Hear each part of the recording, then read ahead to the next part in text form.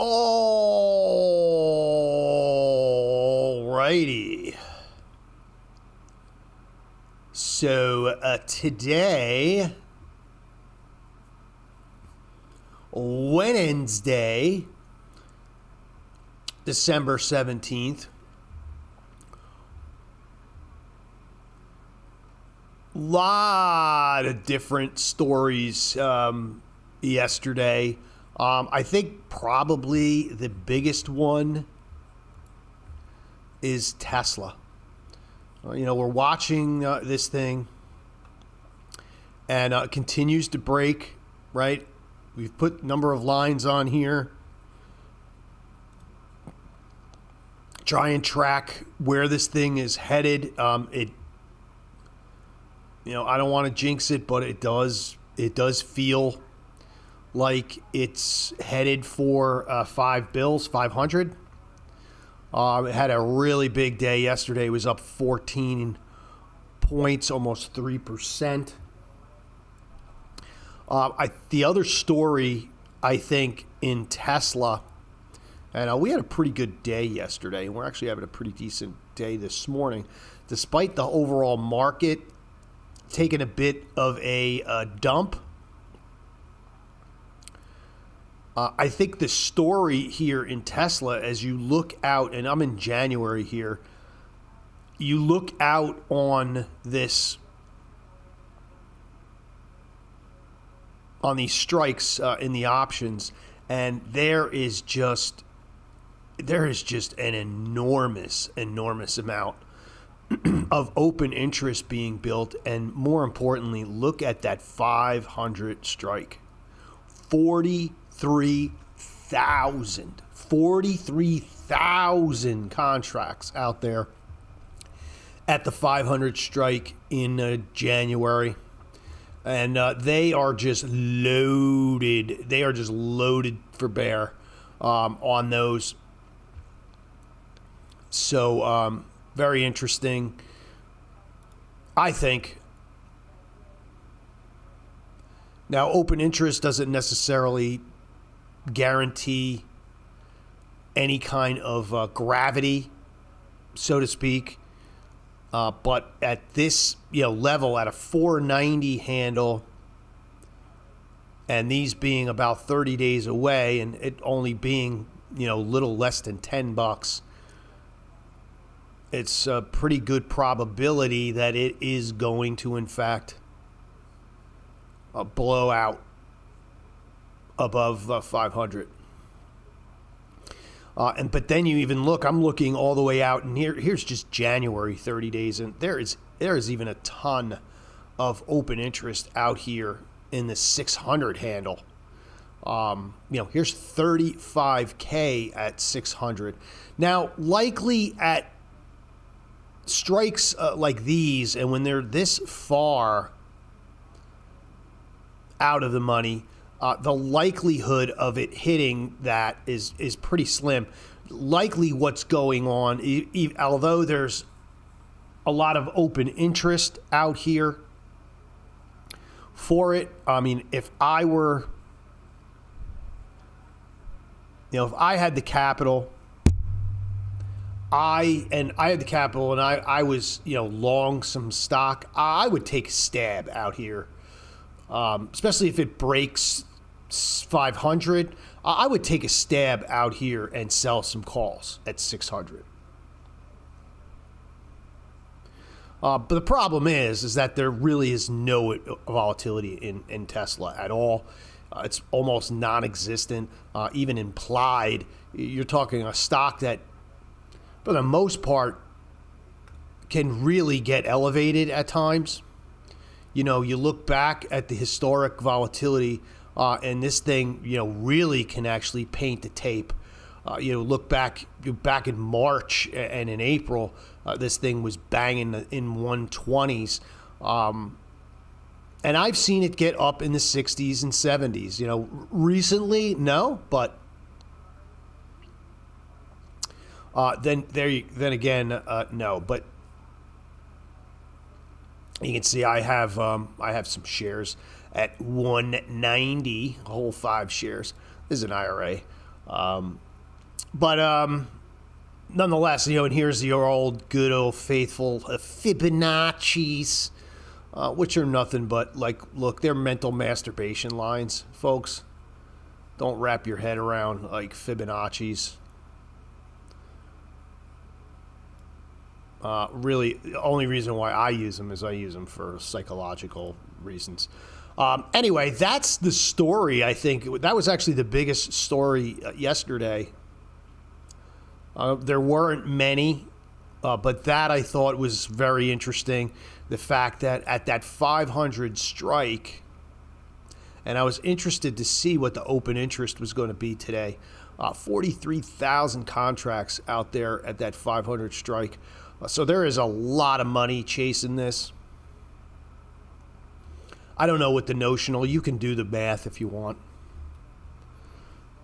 But there is a lot of money chasing this thing up. And it has the momentum. I mean, I don't use any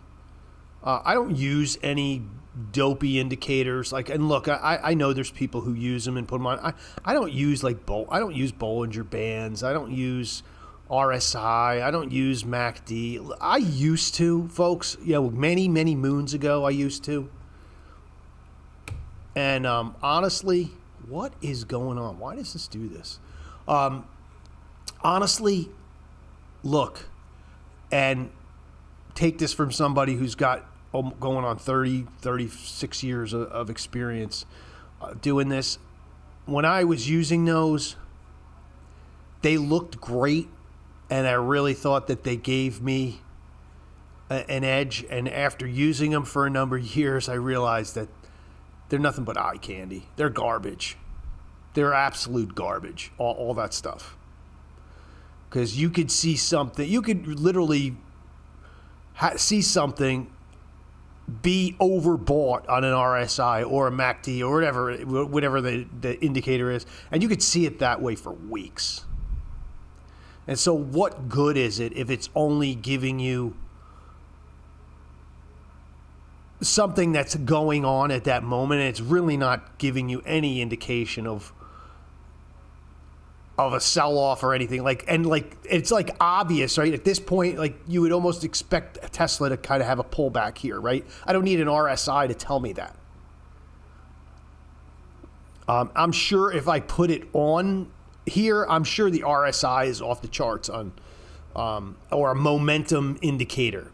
If you use one, I'm sure it's off because it has momentum. And the only way you're actually, calculating that is what? Price. It's the price and the volume. That's it. So that's why I kind of watch that. But, and I look up here and just this is the hourly. Let's go to the 4 hour.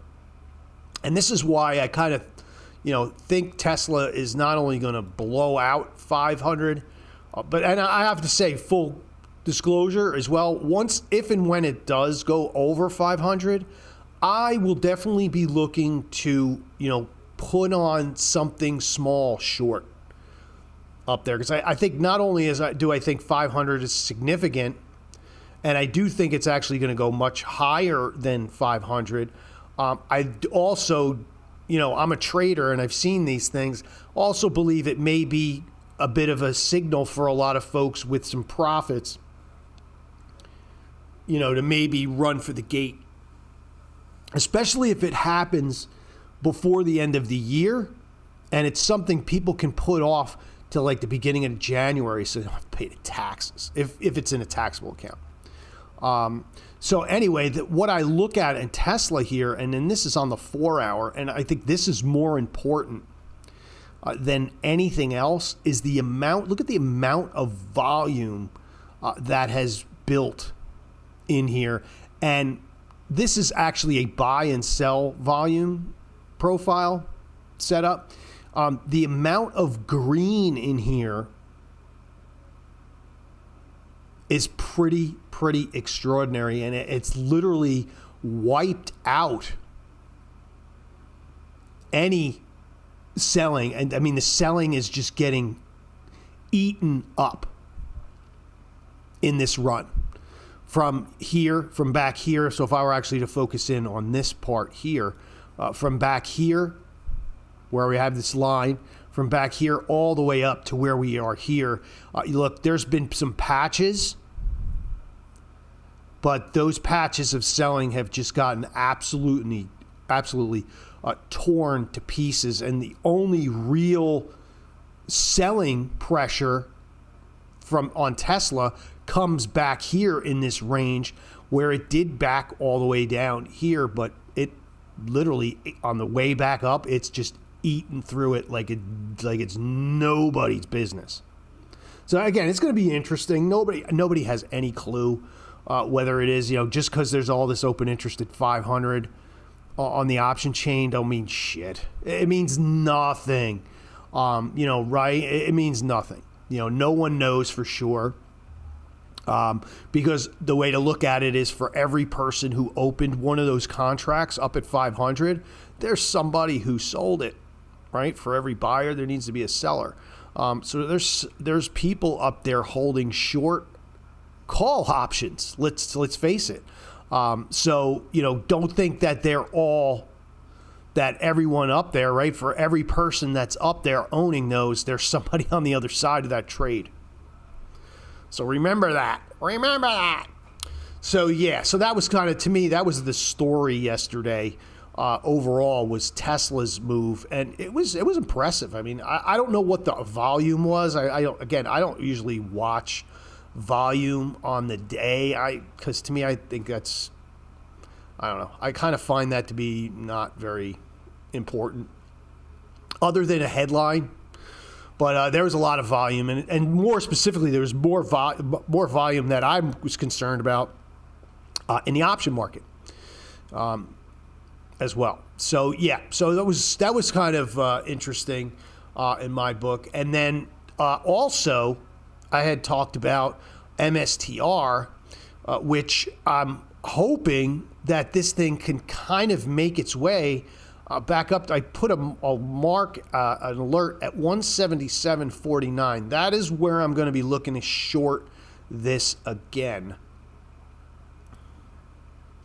because I do believe, and we'll go to the 1 hour, I do believe MSTR is going to have a lot of problems getting through here for all of the same differences as Tesla, right? Where Tesla, this was all green up here. And if you look up here at MSTR, this is blood red. This is going to need to chew through a ton of negative inventory at that level to get back through there. And so, which makes me, believe that, hey, although this might be a little bit of a bounce, and I think you're going to see MSTR rally here, maybe even into the end of the year. But I still like this sucker short, and if we do get back up over 177, I'm going to be shorting this again. All right, and then it's nothing on, like, look, I get all the hype in the crypto bros and gals. I get it. HODL, whatever. Blah blah blah blah blah. I don't really give a shit. I'm just trading what I see, and what I see on this chart is I see a stock, whatever its business model is, it's just not, the market is not buying into it. Now, there are people who are buying into it, but there's more people not buying into it than there are people buying into it. And until that changes, I don't really see my position outlook changing. And as I said, this stock's going to have to really grind through an awful lot here. I mean, you can see there's a number of high volume nodes. There's another one in 180. We have a longer term point of control up here on this longer term profile here up at 183. Another one up here at 188. And then if you were to take just like, on a trade candlestick, whatever garbage, fine as well. You have that swing at 198, which could ultimately be the last tick in the straw, in my opinion. But anyway, I'm still going to be bearish on this. no matter what. And until I see Bitcoin get up above 95K and stay there for a sustained period of time, I am going to continue to be bearish on it. My overall opinion on Bitcoin, and we'll kind of switch the gate on that. My overall opinion on Bitcoin is I honestly see it going down below 80. Okay, I have a number of alerts here set, kind of hanging on this at 83. I have another one here set at 80, and I do ultimately believe that those are going to get cracked. And I think at that point, I'm not going to say I'm going to be bullish on Bitcoin, but I'm not going to be bearish anymore. I likely going to change my sentiment to probably more neutral, and I'd probably be more comfortable taking on some long positions in it. As of now, I just don't see any reason, and I'm going to just zoom out here. I don't see any reason to get long on Bitcoin other than a trade. Like if you're going to look to get a trade in, that's fine, but I would have a hair trigger. I think the top of all this is about 84K.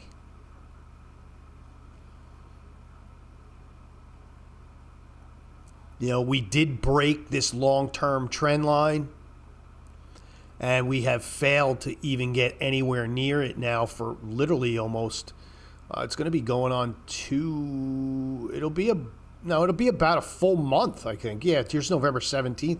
It'll be about a full month that we have not been able to get back up through that. And that's what it's going to take.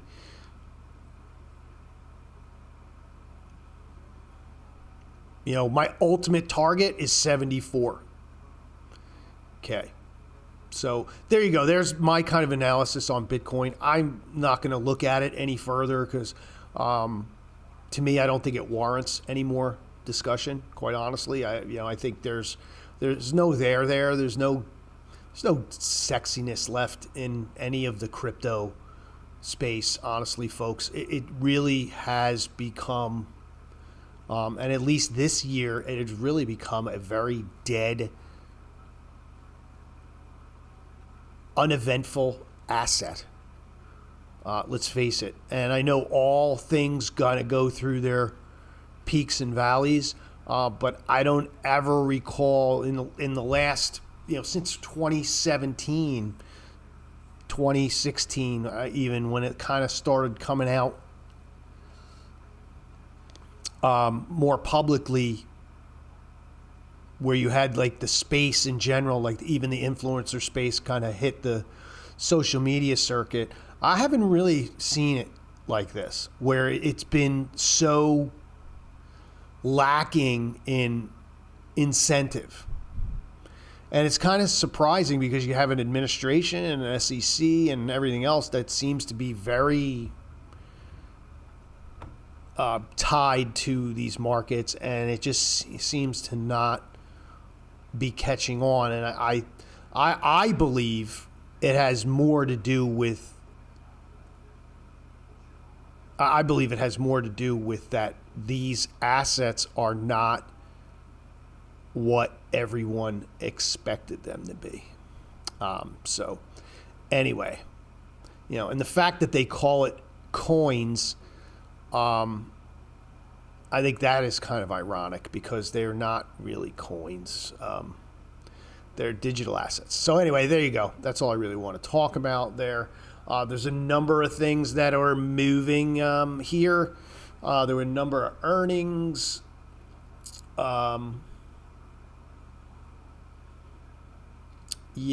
There's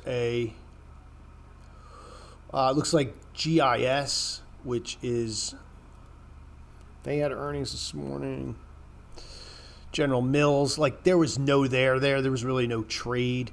It's up a bit.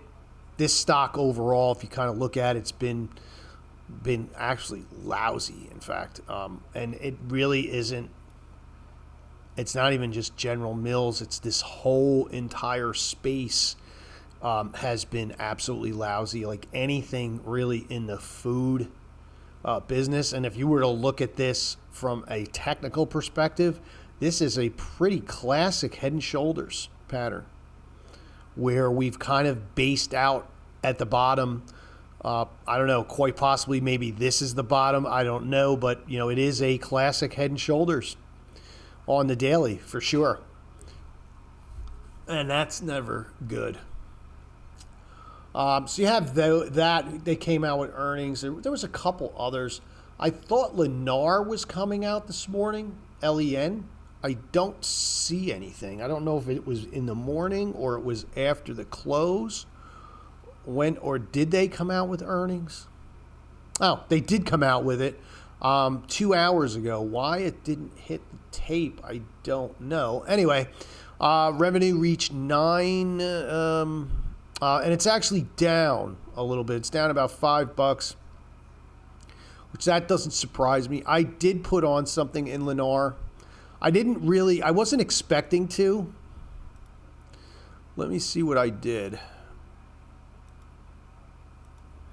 Let me see what I did. I definitely did something, and I did it because I was actually watching, and look, I'm probably going to get some hate for this. I don't normally watch the Liz and Jenny show because I don't really find it to be very intuitive. It's okay, but I thought I did. Did I not get executed on it? It may not have went through. I thought I had done something on Lennar, but I guess I did not. Okay, I thought I did. I didn't get. It didn't go through. That's what it is. Let me see. I don't know. I remember putting it in. Yes, it got filled. Why is it not showing up? What is going on? Oh, I'm looking at stocks. You moron. You moron. There you go. There you go. You know what? I was looking at stocks. I'm saying, you know what? My count looks too good. There wasn't enough red. And I'm like, wow. All my stocks are doing fine. All my option trades suck. They suck. I'm getting beat up pretty good in a lot of my option trades. But, hey, what are you going to do? That's why we trade them, though, folks, right? Because there's days when it works and days when it don't. Yeah, I put an iron condor on in Lennar, and it looks like that one's going to come in pretty nicely. I did a 105, 100, 130, 135. It had decent IV, and it looks like it's going to be right in the smack in the middle, and it looks like it really didn't move, which is perfect. So likely that one will come in today. So we did do Lennar, and they did come out. And, again, I don't care what their earnings were. I was just looking for a trade. So we did that one. I did a number of them yesterday. What else did I do? I think I added to Costco. Yeah, I did another call spread in Costco because that got beat up yesterday. And I was like, you know what? Why is Costco getting beat up? I'm trying to think. What else? I know one way to do it. Here we go. Filled. Illumin, I did a trade. I added to my USO. Ugh. I rolled some calls in the USO. I rolled my natural gas trade. Let's see. I also did some Netflix. I did a little call spread in Netflix. Actually, I did a vertical calendar spread in Netflix.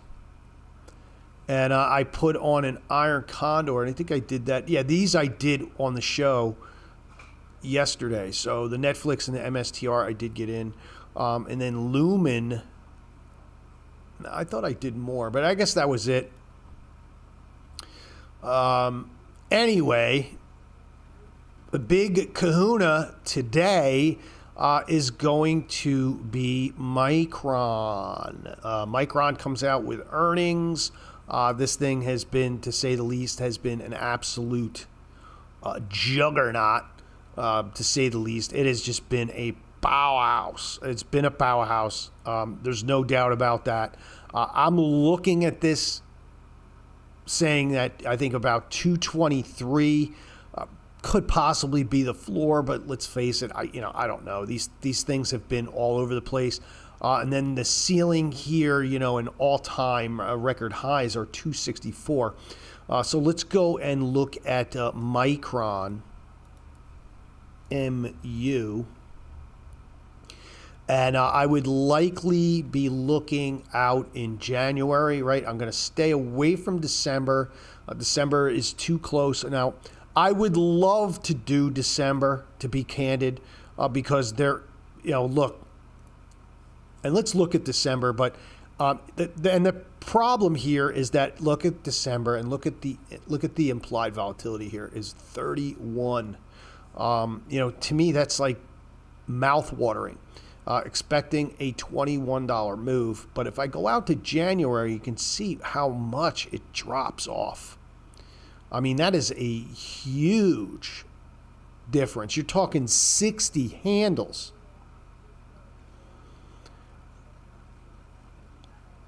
So one way to handle this is if you want to kind of mix it. No one said that you have to do, so if you're going to do like a strangle, no one said that you had to do them in the same expiry, right? Still technically a strangle, even though you kind of calendarize it. And so let's say you decide to calendarize it. If I were going to go short and calendarize it, I would probably feel safer selling the puts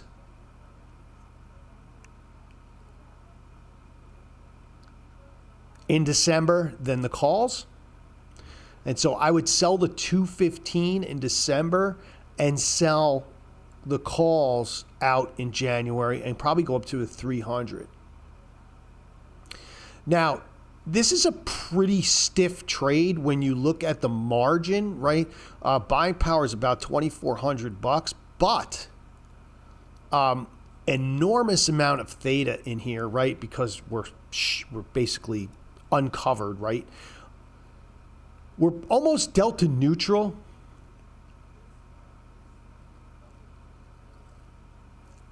All right, and then on this trade, we likely have about, it doesn't say this, but I'm going to say, at 15 delta here out on the calls in January and at a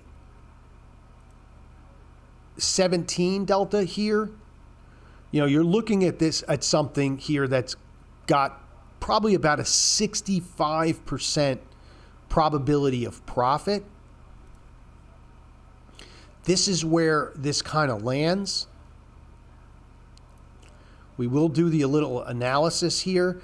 You can see that, we do have a really nice band in here.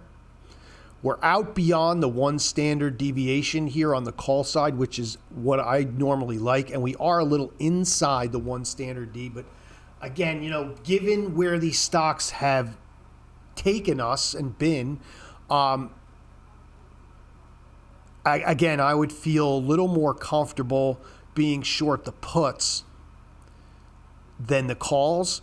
And, look, if it blows up on me, I can always roll these puts out to January, right?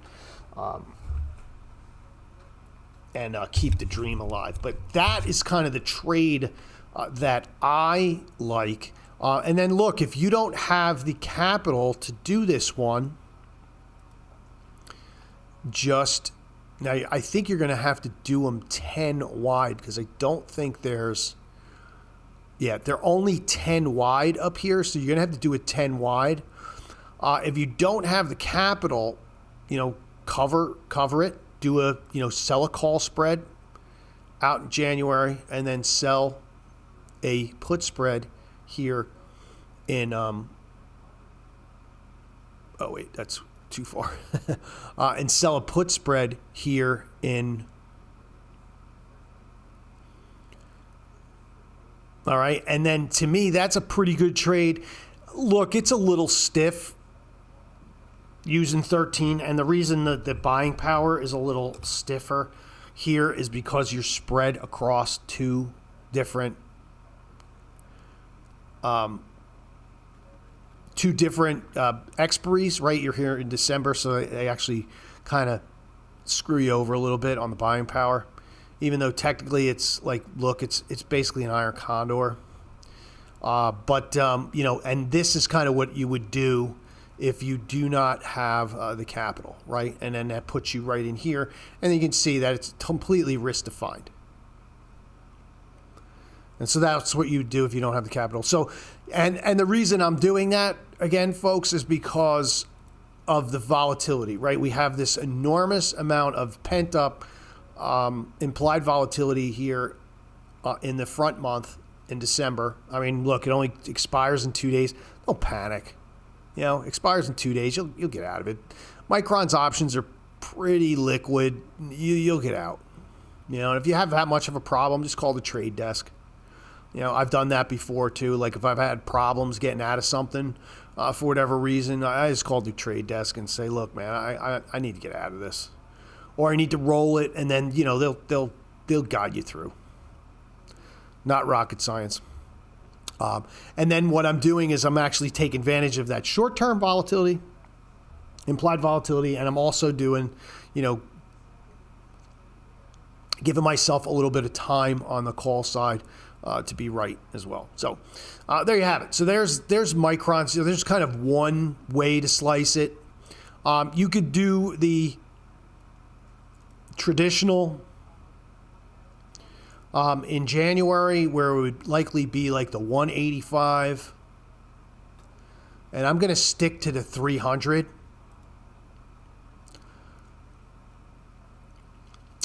This to me is not a very bad trade either, and again, if you need to cover it, you can cover it. Use $800, bring in $1.72. This one's got a lot of nice statistics. This one's 78% probability of profit. You're well outside the one standard deviation over here. You're not selling as much volatility as you are if you would have done this in the December. But nonetheless, look, traditional iron condor. And to me, that's like yet another one that you can do today for Micron. Obviously, look, if you have the capital, don't do the iron condor, right? I mean, it's all a matter of capital. I have people ask me like, oh, well, how do you, what's the difference, and why do you do strangle sometimes as opposed to iron condor? It's all about this number right here, folks. This one right here. Buying power. How much money do I want to risk? It's really all it is. Whether I do a strangle or a, and conviction. Like, look, if I'm okay with putting on, like, if I'm okay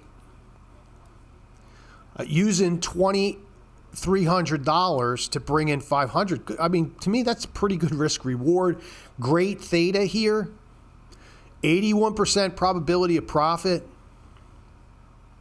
Right? Statistics on this make this a great trade, but what would keep me from doing this is, do I really want to tie up $2,300 in this? And you can't think of it as, all right, I'm tying $2,300 up for earnings, because likely if this trade doesn't work out, I'm going to lock up that capital a hell of a lot longer than a couple of days if this trade doesn't work out. So that's what you have to kind of think about too, right? You have to constantly be thinking like, hey, look, it's fine, all well and good. Yeah, I don't have a problem with using $2,300 here if everything works, but if it doesn't and it goes south, am I okay with locking up $2,300 in this trade for a couple of weeks? I'm not. And so that would, again, you want to know why I would do a strangle as opposed to an iron condor. That's why I would do a strangle or not do a strangle as opposed to an iron condor, because I don't know if I want to lock up $2,300 for a couple weeks, right? Because there's an opportunity cost. Like, what am I giving up now that I'm locking up $2,300? What am I giving up over that course of those couple of weeks that I wouldn't be able to do because I got $2,300 tied up in this piece of shit that didn't work? All right, so that's really the gig, folks. And that's the difference maker. And I have to say, honestly, that's been the difference maker in my trading in the last 10 years overall, and why I think I've actually would consider myself, I'm not going to consider myself a guru or anything like that, but I would definitely put myself in the category of someone who has a proven successful strategy. And in doing that and assessing risk that way has really changed the game for me. But I am okay, as I said, I am okay with doing, making this an iron condor and going that route. To me, this is actually perfectly fine, and I'm okay with $800, and I'm okay with having to manage this for a couple of weeks and using $800 worth of capital. I'm more than fine with that. All right. So anyway, kind of sliced and diced that one pretty thoroughly, I think. Provided a number of options or different ways to go about this one. And then, last but not least, and I'm going to throw it out here. I don't know if it would really be a good trade or not. But the ratio sometimes tends to be a nice play if the margins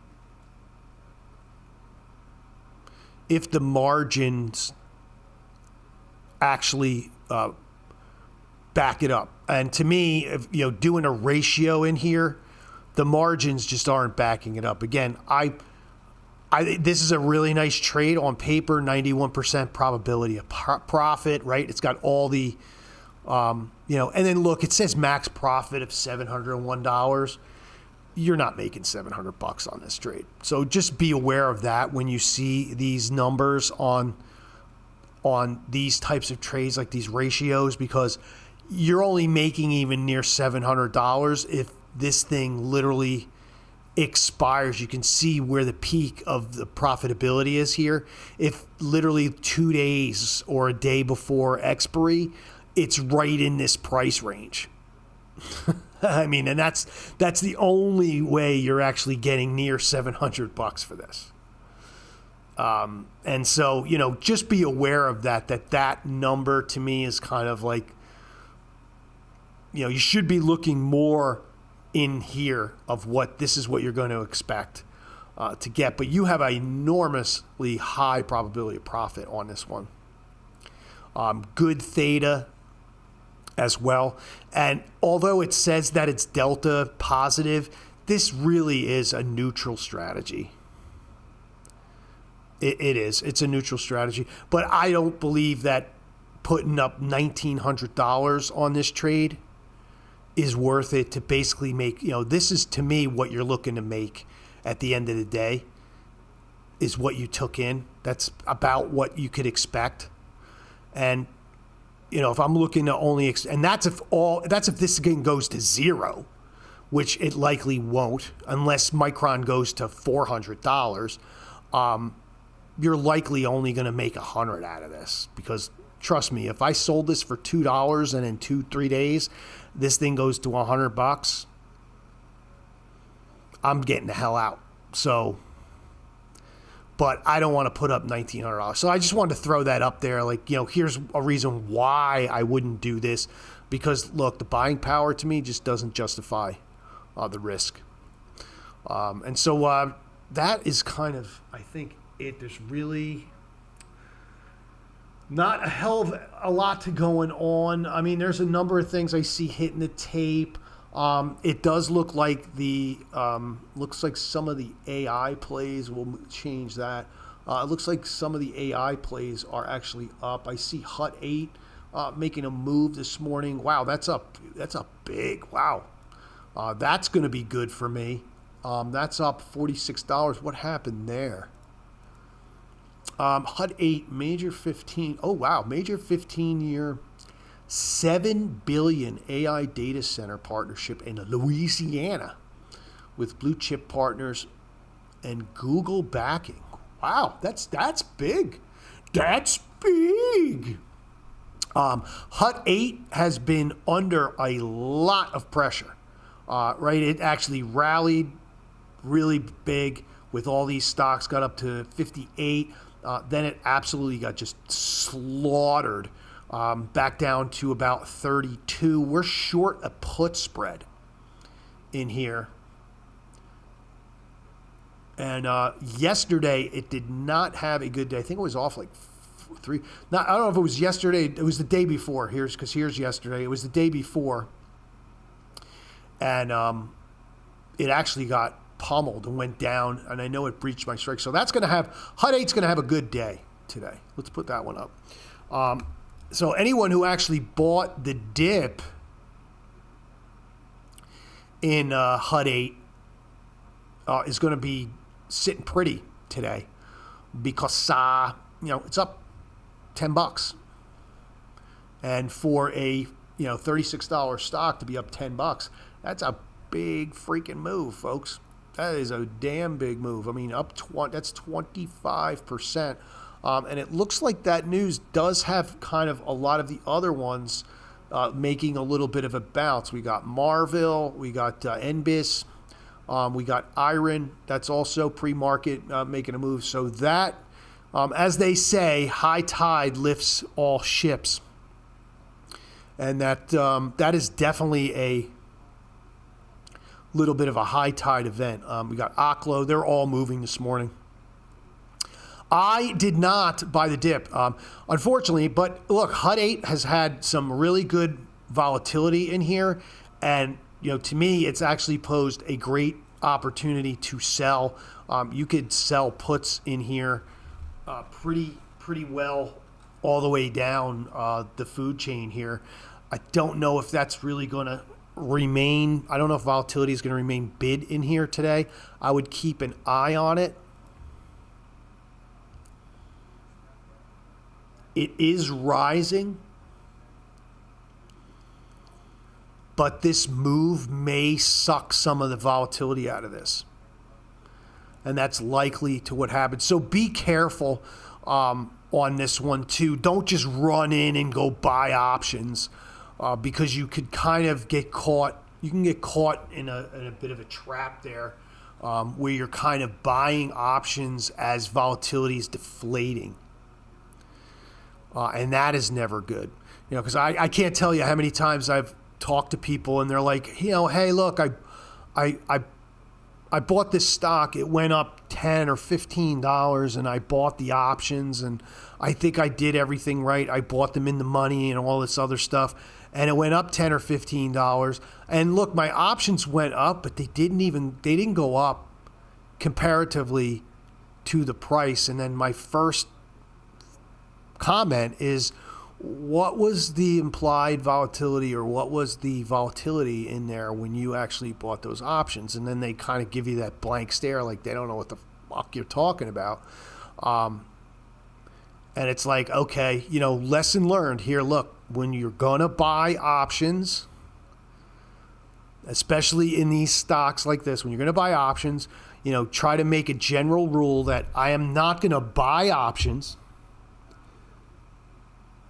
unless the volatility is historically low. Now, again, it has to do with the underlying. It's really important because, you can't just say, oh, the volatility's 50 or it's this or it's that, because some stocks run at a volatility of 50.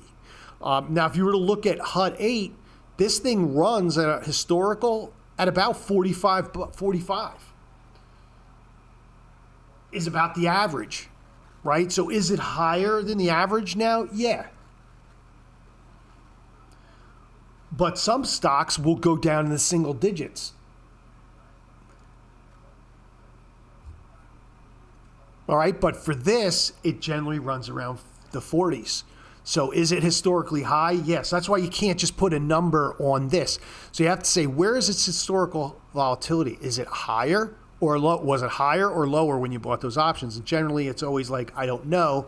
And then when they go and look, they're like, oh, yeah, it was higher when I bought them. And I'm like, or not that it was higher. It was, it was higher when I bought them. I'm like, yeah. So what happened is that the stock had some volatility in it and it deflated. All that volatility got sucked out.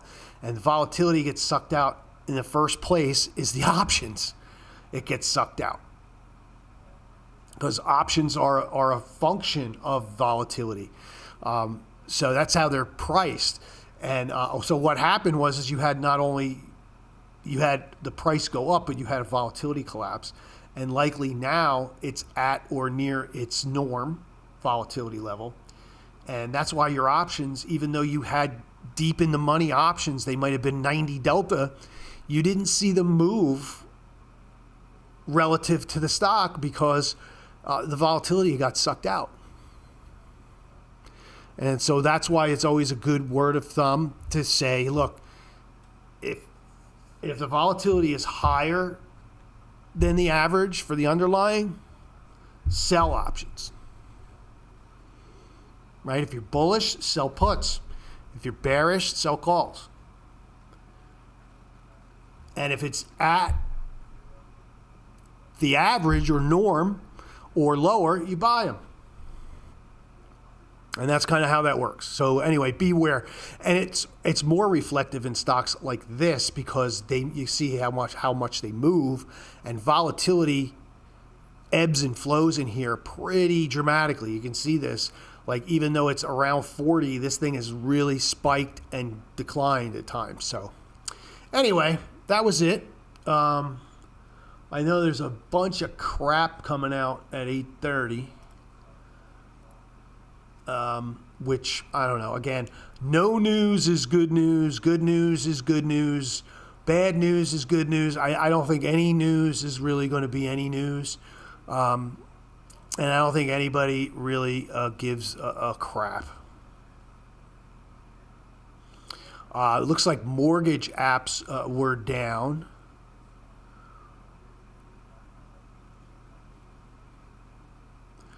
And then look, let's see, Fed speaker, blah, blah, blah. I thought there was more stuff today, but I guess not. They're making a big freaking deal about it. I don't see anything else in here that's of any consequence other than Fed speaker. Who cares? I guess it's Thursday. Yeah, Thursday and Friday, I guess, are the big days. So that's it. S&Ps, looks like everything across the board is in the green this morning. Big mover this morning is the Russell. Gold is up another $28. Gold was under some pressure. Silver, like banging it again. Silver moving really big today. And everything got a little bit of a bounce. Even crude oil, the slob that's been, that's actually even bounced. And I'm actually long a little crude oil. Not doing too well with that, but and then even Natty Gas with a nice bounce after its big sell-off. I'm actually neutral on Natty Gas, so we'll see what happens with that. Let's see. Bonds continue to struggle. I think that's a big story here, that bonds continue to be under pressure. They don't seem to be doing, you're expecting rate cuts to come. You would think bonds would have a little bit of mojo to the upside. Not the true. So that's kind of what's going on in the more broader markets and futures.